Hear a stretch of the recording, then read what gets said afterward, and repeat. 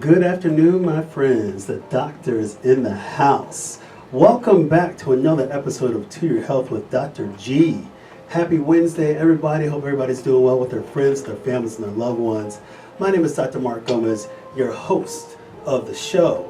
Today, we're going to be talking about fostering healthy work relationships, a topic that is just going to be great and something that really is important to us on a daily basis because we got to work. But we're going to talk about that in a little more detail. So welcome back, everybody, to the show. Those of you that are new to the show, what we do each week is I gather a group of my expert colleagues, and we talk about a topic. Today's topic is just going to be so personal because again, we talk about how we work and what it takes to get through work. And imagine this scenario. Say you're working with the same person for the next 30 years because you're a young person, and why not work till you retire? But how is that going to work? And we're going to talk about that in a little more detail. But again, fostering healthy work relationships. So again, welcome to the show. My name is Dr. Mark Gomez. I'm a board-certified internist practicing out in the western suburbs of Chicago. You can check me out on my website, www.drmarkgomez.com. You can also check me out on Twitter and Instagram and Facebook. My handle is @ToYourHealth, Dr. G. So welcome everybody back to the show. This is our 16th episode, and I'm so excited. We're just going to keep the topics coming. We did a show about 2 months ago looking at corporate wellness plans, and today I want to take it to a deeper level because it really comes to the people. And it's the people that make the changes, and when it boils down to things with your company and your organizations, it's the people that allow for success. And so we're going to talk about healthy relationships. But of course, before we talk about healthy relationships, let me hit you with a quick disclaimer. The content of To Your Health with Dr. G is for informational and entertainment purposes only, and that the content is not intended to be a substitute for professional medical advice, diagnosis, and/or treatment. Further details can be found at www.toyourhealthwithdrg.com/disclaimer. All right, guys. So again, thank you everybody for tuning in again. We welcome our return listeners back, our new listeners to the program. You guys are going to be in for a treat. The panel that we have today is #fierce. I say that every week, but it's true. The panel is always #fierce, and you always have fierce, #fierce guests on this show. And that's what we're all about. Again, this show is all about creating opportunity for people to engage in healthy behaviors, healthy lifestyles. And today we're talking about making those relationships at work. Get to use the same word 2 times in a row. Make relationships work. Yes. All right. So what I want to do today is give you just a little quick update on this topic. Again, kind of opening remarks, and I'm going to introduce my panel. And really what I think about this, when you're looking at fostering healthy work relationships, again, the success of any organization boils down to the people, the work relationships within that company. And this will allow companies to either endure and thrive, or conversely, to struggle and potentially fail. So we're going to talk about that. With the panel here, they're going to break it down from a person level. I'm going to add some little health type stuff in there in a little bit because it is a little bit of a medical show, and as an internist, I got to talk about some of the things that I see. But the panel today is really, they're in it. They're in the trenches with people, with relationships, and seeing some of the successes that we have in the work environment and also some of the challenges that we have. So we're going to talk about it. So without further ado, I want to introduce my guests. And again, the panel is #fierce. So my first guest, she and I recently connected, and we connected actually through a colleague of mine, actually a colleague of my father's. So my dad worked for Allstate Insurance Company for many, many years, and there's a colleague of his, and he used to come out to the house and everything, and he connected us together, and ever since, I was like, once he told me about her, I was like, okay, I got to get her on the show because she is really epitomizes not only wearing from an employer's hat, but also an employee too, and she understands people. And so I want to introduce my first guest, Dr. Susy Francis Best, PsyD MBA. She's an HR Inclusive Diversity Lead Consultant. She's a ERG Program Manager at Allstate Insurance Company. She's also founder and president of Thrive Group International, LLC. Dr. Best, welcome to the show. Thank you, Dr. G. All right, I'm so excited to finally meet you because, again, we've only talked on the phone, but we know the kind of the same people, so I'm so happy to kind of connect with you. So why don't you just introduce yourself about, like, where did you do some of your training? Because when I was really psyched up when I literally found out that you're a clinician by training. And interesting, when I talked to people at Allstate, I was thinking, oh, they're just probably going to have somebody who's not really clinically trained, but you have a significant clinical background, so this is very perfect. So tell us about your training, where did you train at, and then also about your, maybe a few opening comments on how today's theme works for you. Sure. So briefly, thank you for having me on the show. This is so fun. I love listening to podcasts, so it's great to be a part of the show, and I appreciate a doctor getting out of the office and bringing health concepts to other people. Absolutely. So thanks for the opportunity. Briefly, my training is really a broad-based training. I come from St. Croix Virgin Islands, which is very near and dear to my heart. I still say I'm from there, even though I've been here a long time. And I started off working in social work in Humboldt Park because I wanted to work within the Spanish-speaking community similar to my culture. And I worked there, and then I went back and got my doctorate in psychology and worked with small children, 0 to 5. I did Head Start programs that helped me get through school. I worked at the Cook County Juvenile Detention Center and did my doctoral work there, trying to find ways to build empathy with juvenile delinquents. And then I worked with the VA, North Shore, so up near Allstate, and so rounded out my practice. So I truly have from the little ones all the way up. And then I ran a counseling center, Cornerstone Counseling Center of Chicago, for 13 and a half years. So I was the CEO there, and so I did both the broad range of, we had a residency program, so training the next generation, but also did a lot of business practices. So that's where a lot of even having to live into this. You see the clients who their work experience can make or break their life outside of their home life, but also what did I need to do to create a culture in the organization I ran so that people wanted to come to work every day, and then even as the boss that I wanted to come to work every day. And then launched on my own to do more business development and leadership development, helping leaders learn how to cultivate environments where people can thrive. And then I started working at Allstate 2 years ago, where I work within inclusive diversity, as you said, and in human resources, really helping Allstate live into its shared purpose of really empowering people to do the right thing, put people ahead of policies, and defy expectations. And Allstate wants to live into that, not just for the customer, but for its employees, and I really respect that. And our employee resource groups help with that. So that's something we'll talk more about for the questions, but I love being able to empower leaders. Our employee resource groups right now impact over 9,000 members throughout the nation, and so that helps people feel included while they're at work, and it also educates people on different populations. Thank you for coming on today. This is exciting. Again, you're involved in a lot of the crafting of a lot of the initiatives that are out there. So you've got firsthand experience and again, I think it's awesome having your clinical background and using that in certainly in the corporate world as well too.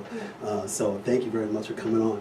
My next guest, he and I go back a long time ago. He actually recruited me. I like laughing as I'm telling the story, but my next guest, he recruited me years ago to be the health lead for the DuPage County NAACP. And at that time, he approached me and he said, Dr. G, I'm paraphrasing, of course. He said, Dr. G, we need you. We need you to serve and have this calling. And so, of course, and then he wagged those kind of puppy dog eyes at me. So, I couldn't say no to this story. But ever since our days of doing community engagement, we talked about a lot about equity and access. Yes. And those are some key themes, even when we talk about in health. But we're just talking about that just in the community. But there's so many, that's equity and access is so broad, it can be applied in so many different avenues. But I joined the NAACP, helped run the health initiatives for a couple of years, and he was our president of the organization, and then we've been good friends and colleagues ever since then. So I want to welcome to the show Mr. Mario L. Lambert II. He's Director of Strategic Sales and Channel Partnerships at Populus Group. Mario, welcome to the show. Thank you, Dr. G. All right, please, Mario, tell us a little bit about your background, and also tell us about how this kind of theme of fostering healthy work relationships fits into your day-to-day. Yeah, absolutely. So relative to the topic, just thinking about my story, how I ended up having such a passion around healthy relationships and access and all that. When I was a kid, I moved around a lot. I went to 3 different high schools. So just think about the dynamic of that, moving around a lot and being at 3 different high schools. It it challenges you to understand that you have to find a way to connect. You have to find a way to build relationships and sort of build your own access points whenever you're in new environments.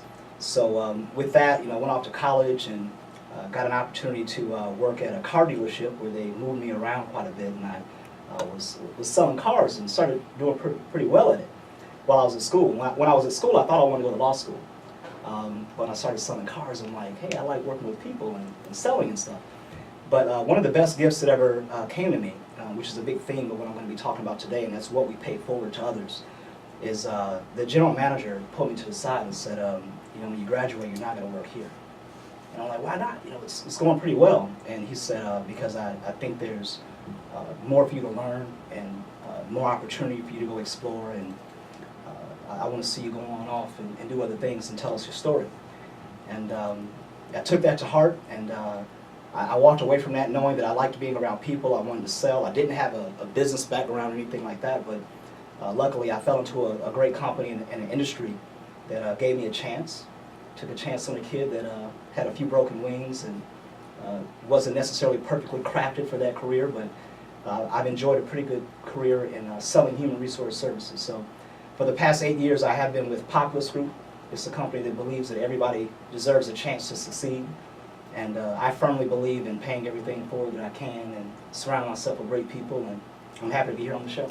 Excellent. You epitomize leading by example, and that's obviously important when we think about what we do in our lives with our families and our loved ones, but also on the work front too. We want leading by example up and down the corporate ladder, and you lead by example so much in life. I mean, we've gotten to know each other on such a personal level, just the things that you're in, that you do, and I'm just inspired. I go, man, my wife and I always joke about it, because Mario used to send out little messages. He put it on his Facebook account or Twitter, he'd always say, quote, thinking about that next level, end quote. And so my wife and I would be joking around. We say, man, we just looked on Facebook today and Mario has that line again, thinking about that next level. But it's really challenging us to lead by example and to live our productive lives and to inspire forward, so inspire others. And I like your line, paying it forward. So thank you for coming on to the show, Mario. My last guest, she and I got to know each other. I had to bring her back, so she was on my show in the beginning of our show, on our third show about mindfulness, and the guest, she is just an amazing person. We got to know each other a couple years ago, part of a project in the clinical setting where we were trying to integrate behavioral health services into the primary care office setting. And traditionally it had been so separate, and we kind of practiced medicine. And one thing we talk about is you practice in a silo, and we trying to have the integration. So we connected at that time, and when she came to meet the docs in the practice, we were just like sold. Like you're hired. Now of course your bosses from Linden Oaks had to make that decision themselves, but if I had anything to say, I was like, you're hired on the spot. But we've just been really good colleagues. She's taught me a lot. She's educated my patients, she's educated the staff, she's educated myself, really opened up my eyes into behavioral health, mental health awareness, and just really understanding people. And we talk on a daily basis when we're in the clinic about things that we see, and you kind of give me your take on things, I give my take, but it's just a great relationship. So I had to have her back on the show. So here she is, Ms. Katie O'Donnell. She's a licensed clinical social worker. She's also a certified alcohol and drug counselor.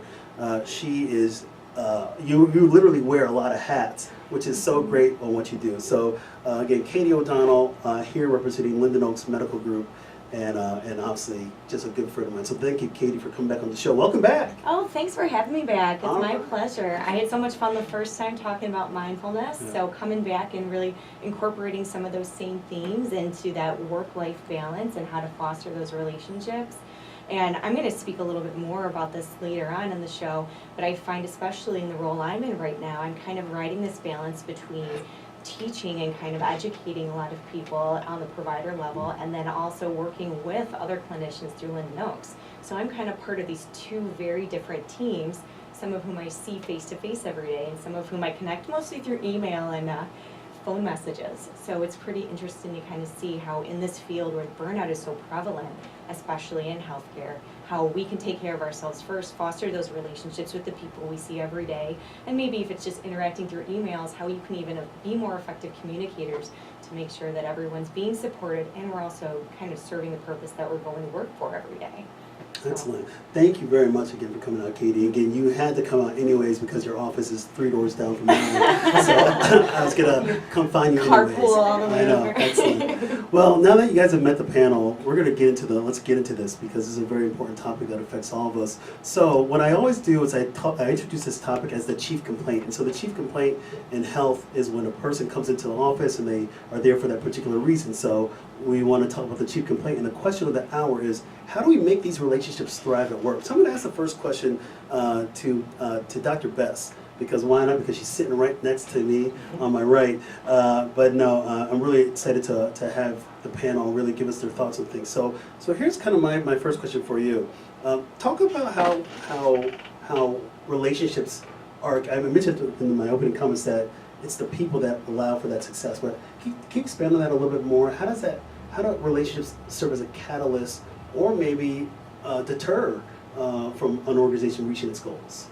Yeah, it's a great question, and I think it's a really important one we don't always look at. I think that, you know, in my working in corporate America and what we look at that, you know, yes, you need to meet your bottom line goals, and relationship success is not one of them on any corporate report. However, an employee's ability to, as you said earlier, we sometimes spend more of our waking hours with our coworkers and at work than we do with our family. So more and more studies have shown that people who enjoy being at work, who like being at work, who feel a sense of belonging at work, are more committed to the company, so they're likely to stay on longer. They're likely to go the extra mile to get things done.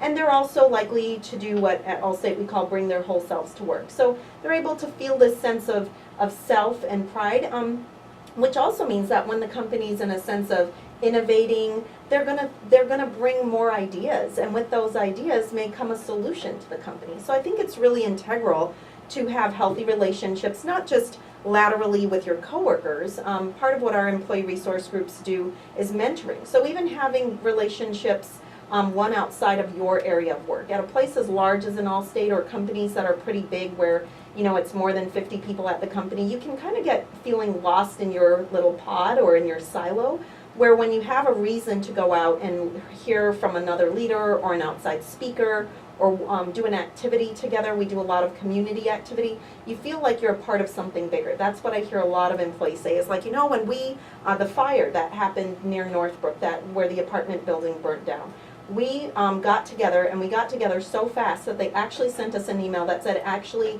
there will be no one in the parking lot taking donations because we've far exceeded our goals.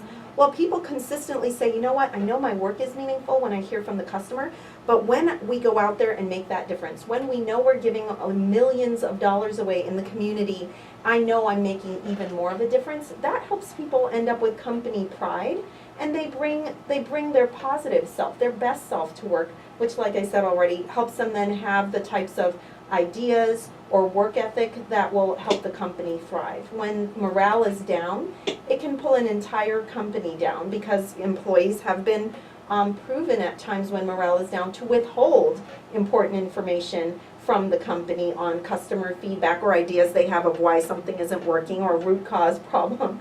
And that can cause the company to have detrimental effects because no one feels that they're valued or trusted, so why should they bother? It's interesting when you mention about sometimes one person can bring things down, and certainly in a large organization that can still have, that one individual can have it can have a tremendous effect. And a lot of times we think about, well, it's only the smaller organizations where like maybe one person brings it down, but we tend to forget about that. The larger organizations can still be vulnerable as well too. Do you want to comment a little bit more about that? Well, or Mario, it sounds like he was really getting in there, so you might have an example. Yeah, so professionally I help companies attract talent, retain talent, develop talent. So I deal with this firsthand, and I realize that from a recruiting standpoint, clients are all the time, they're very careful about who they select, or they at least should be. But how do they get to the point where they select somebody that is detrimental to the team, where they've aligned somebody that doesn't believe what the company believes, or doesn't subscribe to the goals and ambitiousness of the organization and so on, it's probably because they're not openly talking about it. They don't have a spirit of candor in their organization. They're lacking trust. So you have a lot of people operating with the ego syndrome, and egos show up, and we all have egos. You know, I mean, if you look at the nature of why we go to work, if we are an employee, we're there to get a check. You know, we're there to take care of our families, and we have our personal needs. But we have to somehow balance this natural ego that we have with a belief system that it's about something bigger than you. You know, and if you can connect the mission of the organization to the person's heart, to where they show up every day and not as focused on their ego-centric needs, then you might be at a better place. So I'm going to put that back into how they communicate their values, how they demonstrate them, do they walk the walk, and so on. So I put I'm a positive guy, man. I put this positive spin on it. Definitely are positive. It comes back down to, again, excuse me, comes back down to, again, you know, leading. Everybody can lead by example, but the culture, and it's interesting because you think about the bigger companies that are out there that have that culture. They exude it through their pores. You know, the Googles, you know, they're happy. I mean, Populus Group, you guys are happy. I see you guys high-fiving on your video and everything. And they're high-fiving. So, again, the egos are checked at the door, and you're really about something that's bigger than you. So thank you for that commentary. Katie, let me ask you this. You know, we talk about some of the stress, and you mentioned a little bit of things about burnout. What are some of the kind of signs you see? You know, you're a clinician as well too. What are some kind of signs that you see of people? Maybe they are, and they tell you a lot of their story. They tell you about their family health, but they also tell you about their work health, their work relationships. What are some kind of symptoms that somebody may come in with when you see someone that's having burnout or anxiety or stress? What are kind of the things that they're telling you about? Oh, great question. Definitely something that I see on a regular basis, especially people who are working full-time jobs and really trying to find that balance. So really with burnout it's an emotional, mental, and physical just kind of exhaustion. And this happens over a long period of time with endured stress. And kind of the difference between stress and these burnout factors is stress kind of elevates emotional response. It kind of can help promote maybe activity, it can be proactive. Think about if you're sitting down for a test you studied for, that adrenaline's rushing and you're going to be very focused. And with burnout, you have that opposite. It's kind of that flat affect. There's very restricted range of emotion because people kind of have given up. That hopelessness is there, that helplessness. So a lot of symptoms that we see in depression, we often see with people who have burnout at work. And really it comes down to, I'm not making a difference in my job. What I'm doing is not worth it. I don't have value, so what's the point? And a lot of times it can lead to some really serious side effects, even thoughts of taking one's own life. So it's something that doesn't just translate to, I'm not happy with my job, this stinks. It can really have more far-reaching consequences. So really when I see someone who comes in, it's usually a slow build. People kind of have this happen over a long period of time. And oftentimes if someone already has maybe a predisposition or diagnosis for anxiety or depression or another mood or anxiety disorder, they're going to be more likely to have this happen and kind of have it affect them even more. And what's hard is if there's a company that doesn't promote this idea that burnout is real and mental health is something that we can talk about without that stigma, they're going to be less likely to say something. So if we're able to kind of make that a conversation that is okay to have, and really, so even through this radio program, it's going to have people be a lot more comfortable starting that dialogue. So one of the big things I see, like I said, is that fatigue. So that exhaustion that comes in when people come and talk about work, they talk about wanting to feel appreciated, wanting to feel valued, even that passion that some of my other panelists were discussing. When you feel like you're going in and making a difference and there's a sense of purpose, it's a lot easier to show up and want to put in those longer hours or go the extra mile or kind of come up with some of those proactive ideas. So a lot of the times I see people who kind of felt like they're just another cog in a system, and I've seen it both at a very small business level and I've seen it at a wide systematic level. So you can kind of see all those scenarios. Let me ask you kind of like a follow-up question. How would, or this question could be to anybody on the panel, but how would somebody, if you're the employer and you're looking at your team, how do you recognize those kind of signs? And how do you not overstep maybe your bounds on making an intervention when you know something might be going on? How do you do that? If it's okay, I can. Yeah, please, go ahead. What I kind of notice is just making the culture of a company that this is real, we're gonna talk about it, make sure that something like an EAP is really recognized. Can you explain, sorry, Oh, yeah, EAP? sorry. I know that was in one of your questions. Yeah. So an employee assistant program, so people know that there are resources that are funded 100% by a company where you can get either referrals for legal assistance, grief assistance, individual therapy, direction to go and get psychiatric help, or have in-house where a lot of companies will have up to about 6 complimentary sessions with an individual therapist where you can sort of get that project going. And then for a lot of people, if you just have that period of time where you're being acknowledged and given a skill set, it can really make a big difference. So I've seen a lot of people who, even when I work with individually, if they've never had any experience with therapy or a recognition that this is real and this is happening, they feel a lot better. And they have tools to go and be more productive, and they can build that mastery by teaching those tools to their colleagues. So I think that first step is making it something that's part of a culture. Also, if you have a rapport with someone, which goes along with how you connect with your colleagues, being able to say, hey, you know what? I noticed that you usually have a smile on your face, and you've been coming in lately, and you just don't have that smile you used to have. Like, what's been going on? Making it okay to be vulnerable. That's a huge one. When we don't feel like we can be vulnerable, all that emotion gets pushed down. And the more we repress an emotion, it's going to come out somehow. And that's when you end up crying at 11 a.m. on a Tuesday in Jewel.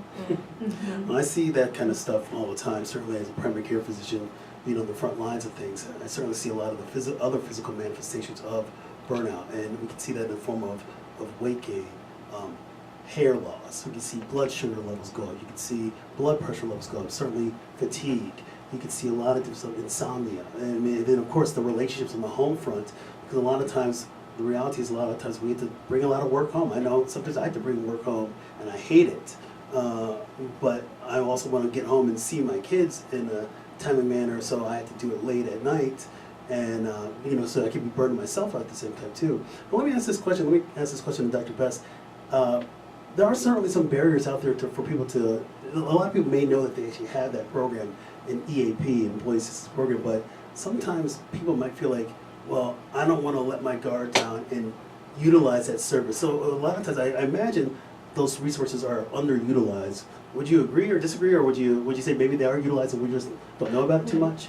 From actually, again, just what studies have shown is they unfortunately are underutilized, or we forget. I loved what Katie said. I would agree with everything she said, that culture is key.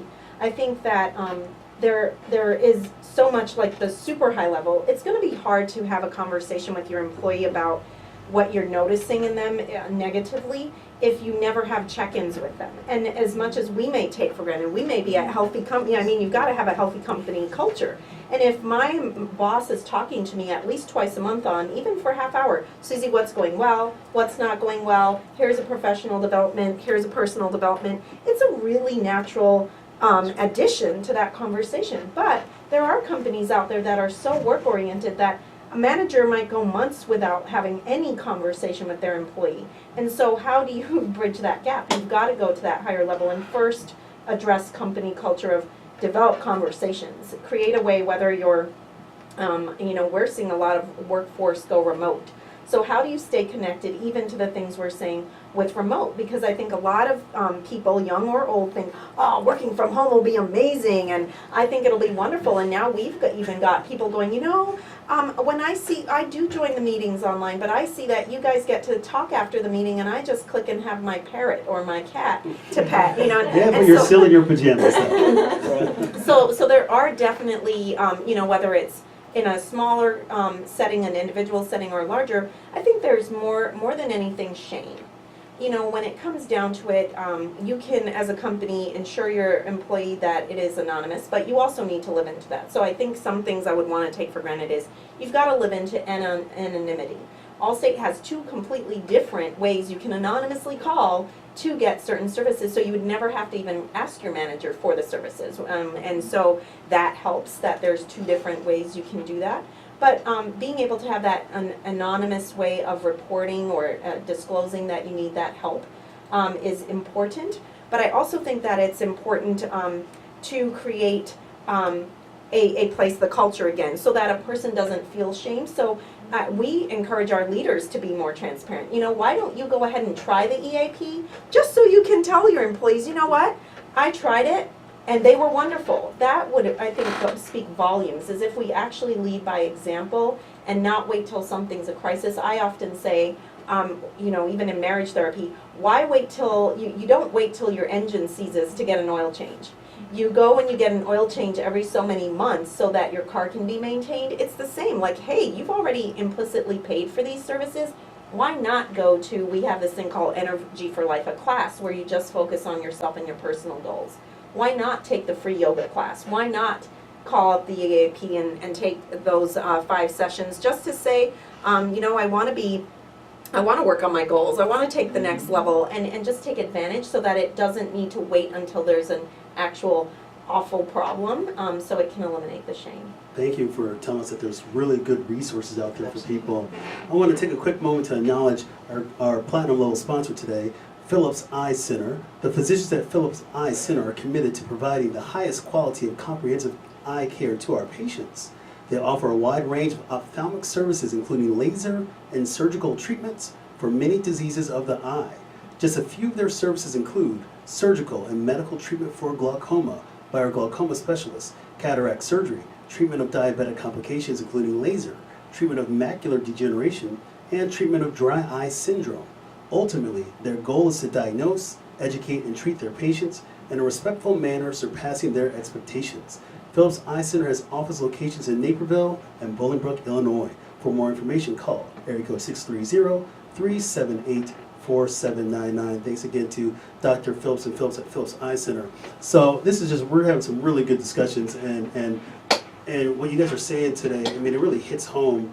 I think about it as a physician. Yes, we have a team and we have staff, but we're all of us sitting here are not. It's not like we are also vulnerable potentially to some of these things that we're talking about, things that can be detriments to our overall well-being. So let me ask a question. I'm going to ask this question to Mario.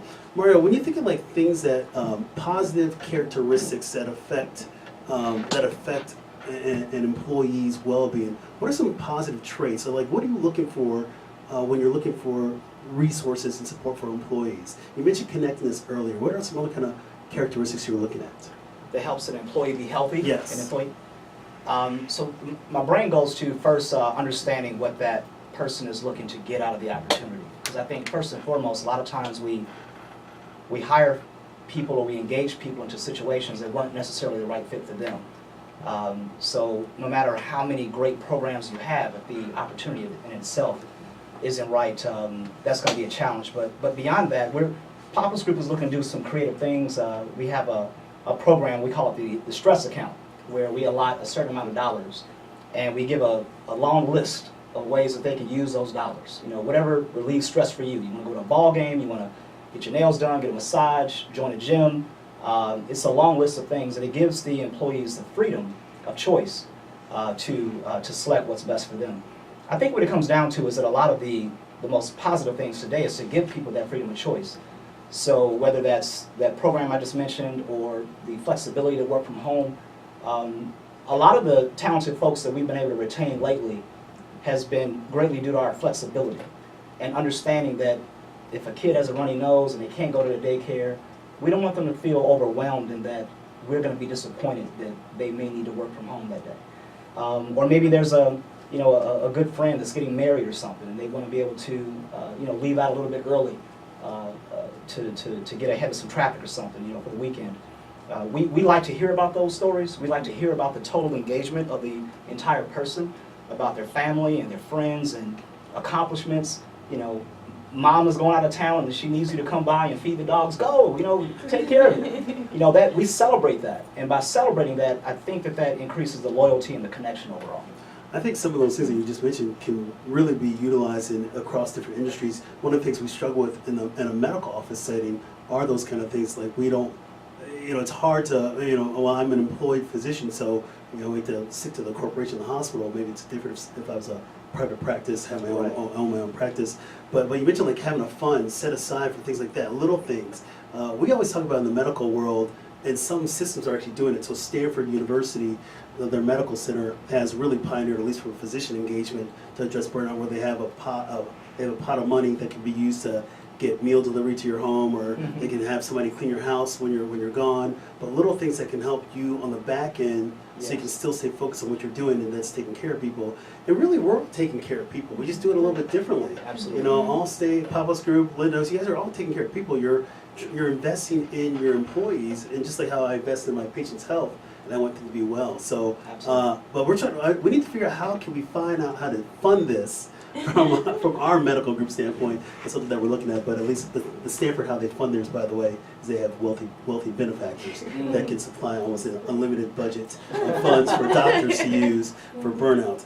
All right, let me ask the next question to Katie. So, Katie, tell me about just like, you know, we hear about team. You know, when you're team based, we're going to do team based stuff in the corporate setting with our team. But what if the relationships within the team itself are not as stellar as they want to be? Maybe you have somebody who you have a lot of, you know, I don't want to say click, but I guess I'm going to go ahead and just say clicky. Sure. And sometimes you can have the kind of the clicks that happen that form on the work front where it might not be overall well for the team. But how do we address that kind of stuff with team-based initiatives? I think the first part is that communication piece and being very transparent. So it's not effective if you have team meetings every month, but you don't really talk about the team culture or communicate what's going on. So being able to have honesty, stick to those qualities, stick to having tough conversations, but doing it in a way that preserves that respect.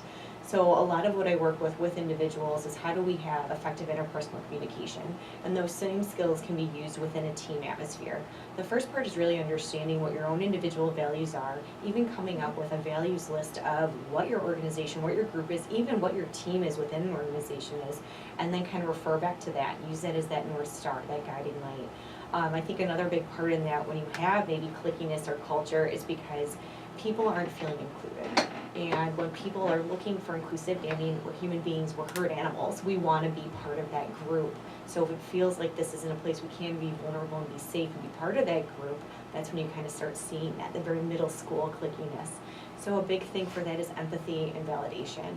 So validation within a team, I think, can be one of the most powerful tools. When you're able to look at someone having an experience and saying, I don't really think I'd have the same emotional experience, but what you're experiencing is real and it's valid and it's true to you, and that's okay. That can just open up so many different things instead of saying what you're doing is wrong, this is wrong, and kind of focusing on the negative. And when we focus on things that aren't working right, it really isn't that effective. So really trying to reframe that and see, hey, you know, even that sandwich idea, like a positive, a criticism, and then a positive can be really effective practice. So I don't know if I have a specific strategy that I could kind of lay out and start working on, but I feel like just coming back to the basics, like how do we as people kind of improve our own relationships and effectiveness, sticking to our values, really being transparent with ourselves and kind of being honest when something's not working, and then focusing on that solution-based kind of care and treatment model. Sometimes when I you know, telling stories from patients that have told me things over the years, you know, sometimes people are afraid to speak up. And say they might feel like they're on a wrong, you know, maybe a clique on a team, but they're afraid to say something for fear of retribution or for fear of punishment. Yeah. How do you overcome that, Mario? What's your thoughts on if you get into that kind of situation?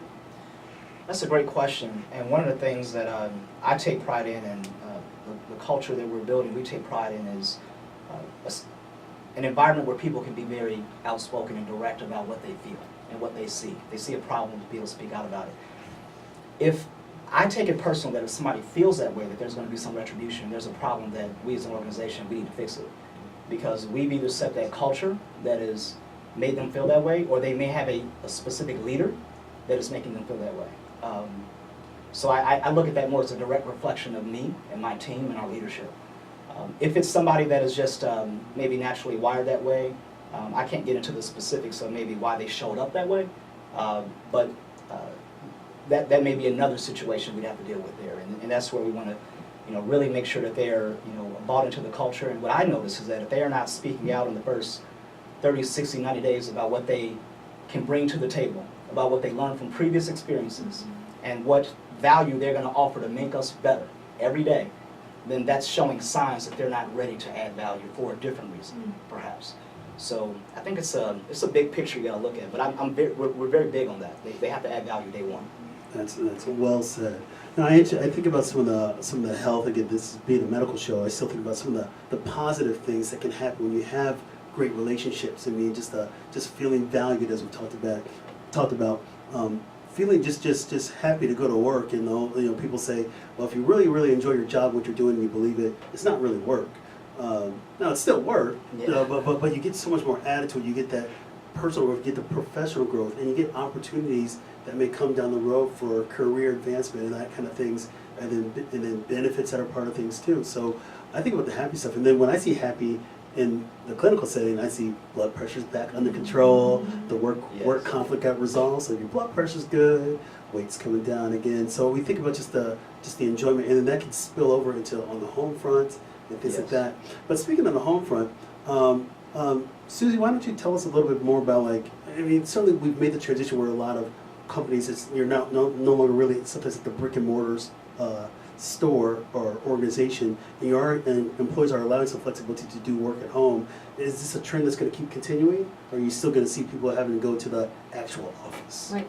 So from everything we're seeing that there is a lot more flexibility, and so there is the company to company, each one wants that best practice or wants to be seen as the company who's being more employee focused. So there is a lot more ability to work from home, work flexibility, more on making sure the work gets done than you must be physically in the office. However, we're also seeing trends and write-ups where there will always be some level of brick and mortar for two reasons. One, a lot of the companies who started this early have had results early as well that show that people want that community. They sometimes want to go in, and as was already said, we're, we love the herd, and so we want to be able to have a sense of belonging. So it might look different how we create those senses, those times of belonging, but that will always be there. I also agree a lot with what Mario said and where he was leading. I think a lot of what can create an employee's health in relationships is their own initiative. And I know that can sound harsh. I think we all have faced that. When somebody's coming in really reporting to you all the problems they're having, it's really hard to sometimes say, okay, what can you do about it? Because they're feeling so defeated. But I really, really, really believe in that. Whether it's, you said, we're all also employees. So, if I'm feeling kind of on the fringe, what is it I can do what could I bake that brings something to the team? Or if there's something I'm wondering, how do I, initiate the conversation? Or how do I invite the team to do something? Or how do I volunteer for an activity?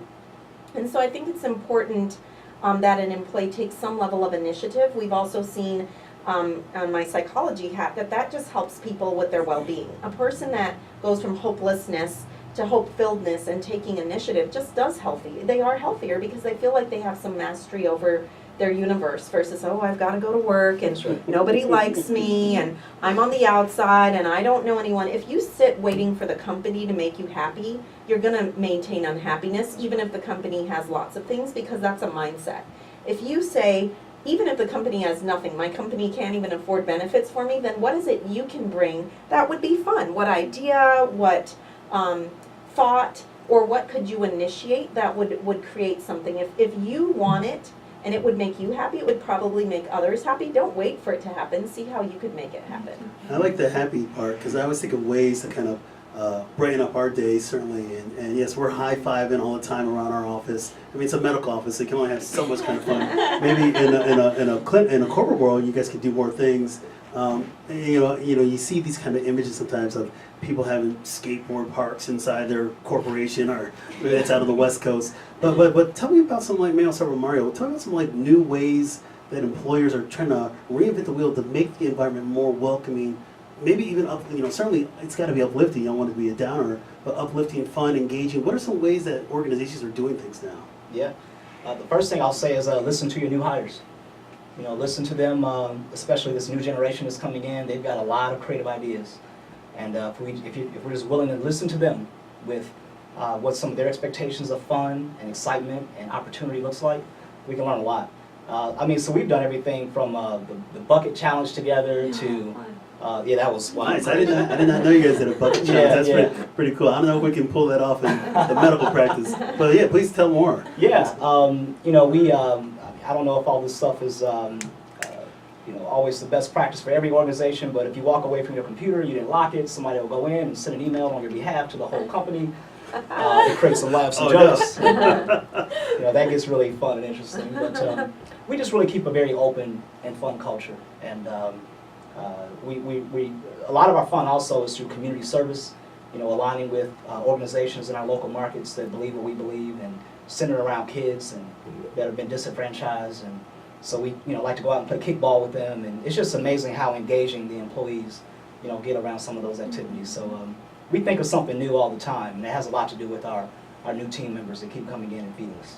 When I was a resident at Loyola, we organized a dodgeball team and entered a Chicago league. And now again, you can imagine you got a whole bunch of physicians, and physicians generally speaking are not athletic. Let's just go ahead and put it out there. And so you got a whole bunch of, we're book smart, it's all good. But we formed a dodgeball league team to kind of keep morale going, because you're going through residency, you're working many hours a week, and it's just tough. And so we formed the dodgeball team, and I can say on the air that we finished dead last in the Chicago Dodgeball League. I think it was 2005 or 2006, but not surprising because you have a group of residents really with not really much athletic talent. But it was fun, and it's like those are the things that I want to. If you have that moment, use that moment as a catalyst for the next moment. You want to explain a little bit more about how we can, Susie, about how we can take some of those past experiences and shape them into present opportunities? Sure, and I would say also some of the other innovative things companies are doing. There's now a job called culture expert. So a lot of the new, lot of the new innovative companies. So Allstate has certain pockets of our like we are in the merchandise mart. So our office in the merchandise mart is an innovative lab. So we actually have a culture team that just focuses on how do you create the culture, because at first it was listen to the new people, then it was the young people, but you also have people who might be 50 plus. So you have the video games, you have the ping pong tables, you have the popcorn, but then you might also have something else, because they're constantly engaging with what do people need in that culture. So that's just something else that's innovative, is people actually just focused on that. Learning from the past to the new, I would say for us again, having employee resource groups. So whatever type of work you're in, allowing people to get together. I think sometimes companies are afraid that whatever, if it's a group of men or a group of women, for us, we don't allow there to be exclusivity. So anything that's an actual employee resource group cannot only have its own people. So the women's group actually has men as allies. The African American group wants there to be non-African Americans, because each group also realizes the validity and the importance of others learning from them and them learning from others.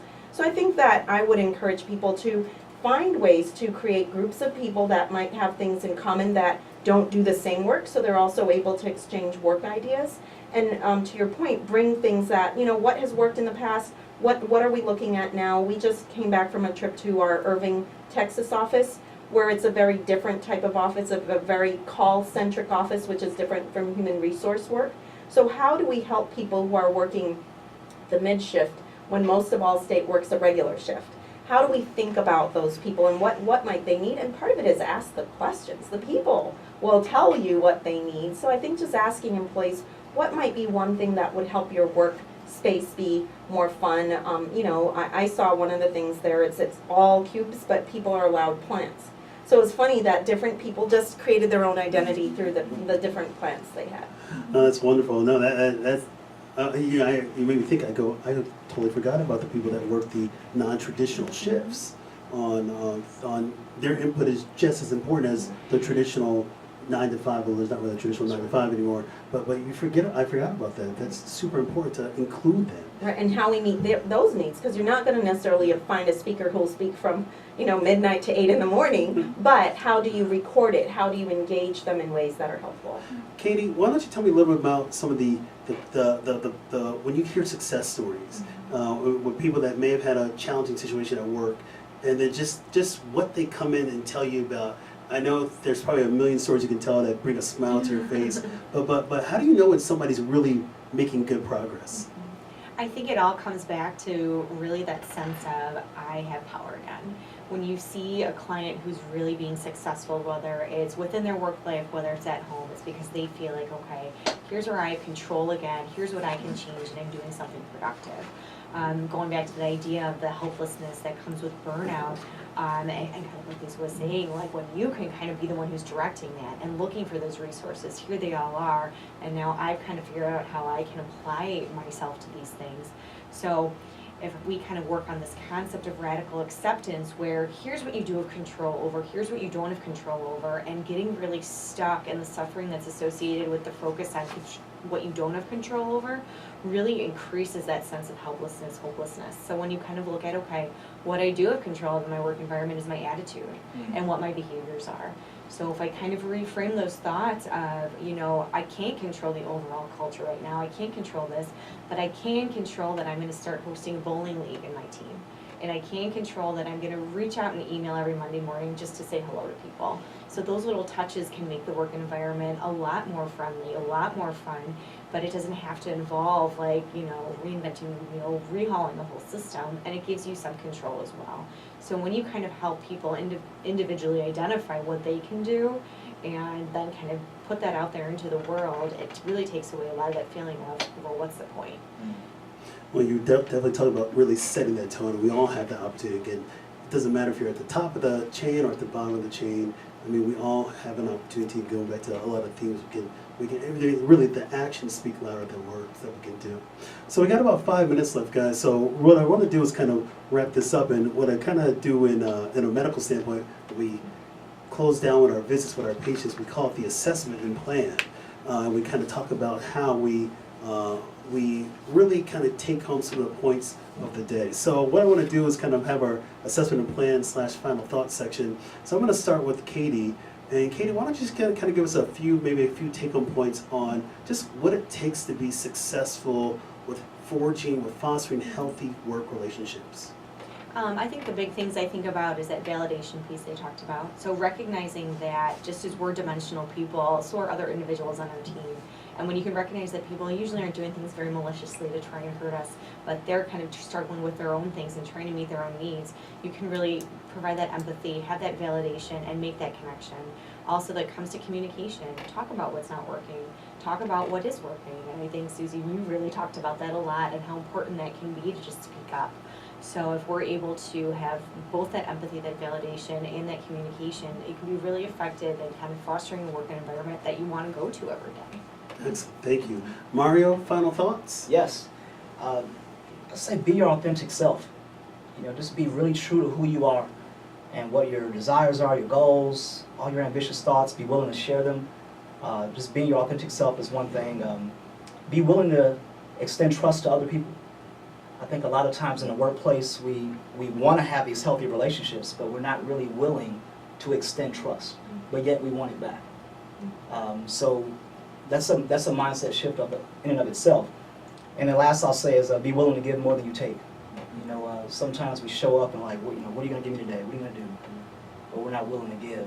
Don't get me wrong, I have an expectation, I'm going to get a lot. Yeah, I got to get something back. Give me something. But I approach relationships with what can I offer, what can I give, and I'm trusting my environment, my colleagues, my friends, my clients, that they're thinking the same way about me. So if you have the right ecosystem in place, I think it'll be all good. Excellent. Dr. Best, final thoughts? Take advantage of what your company does offer. For sure, don't let it sit on the table. Take initiative, and then the last one is the platinum rule. The golden rule is do to others what they would have you, what you would want done. But the platinum rule is do unto others as they would want done to them. And I think that what that says is you've got to get to know your coworkers. So, you know, yes, bring your authentic self to work, but genuinely take interest in the people that you're working with and in other people you don't necessarily work with. The people, if you have a cafeteria, with your cafeteria person, with the person who greets you every morning. Just take a genuine interest in people, because I think there's a huge amount of give back when you actually treat people the way they want to be treated. The energy you're putting out there comes back to you tenfold. Excellent, thank you. And my final thoughts are really the following. You know, I think at the end of the day, we have to make these relationships work, because we all want to be successful. We all want our organizations to be successful, but we all want to do good. I mean, there's still a lot of good people in this world, And we want to do things. We want to be productive for our communities. We want to engage and teach our kids life lessons. We want to have environments at work where there is trust and there's mutual respect, and employers and employees can see eye to eye on a lot of things. They come up with ideas and solutions together, not just one-sided. And that inclusivity gives so much opportunity for that overall success of the organization. So thank you to my guests today.